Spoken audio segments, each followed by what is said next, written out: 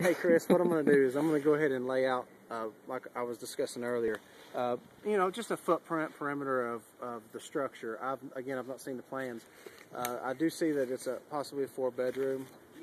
What I'm going to do is I'm going to lay out a perimeter of about 65 to 70 feet by 65 to 70 feet. And the reason I'm going to do that is because we're going to have some excavation behind here to be able to transition to your level pad right here. So it may end up turning into more of an excavation line versus a structure line. But when you see it and you're like, oh, good Lord, my house would never be that big. It's surprising how big it can really get once you start hanging the decks off of it.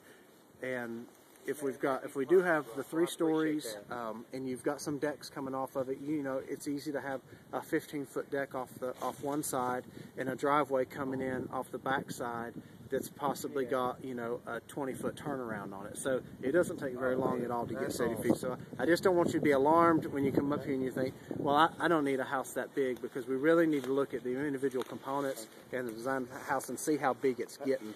A lot of it does have to do when we're dealing with this type of terrain with the excavation. How far do we need to go back? Because we need to think way ahead of the ball game as far as digging the earth goes. We need to go ahead and make sure we do, because we don't want to get in a situation where we're like, we need to go take some more out, because when that happens, then it starts holding up everything else that needs to go on here. So again, I'm going to lay it out for 70 by 70, and we can take it from there, but that's going to give us a good idea of where the footprint would be.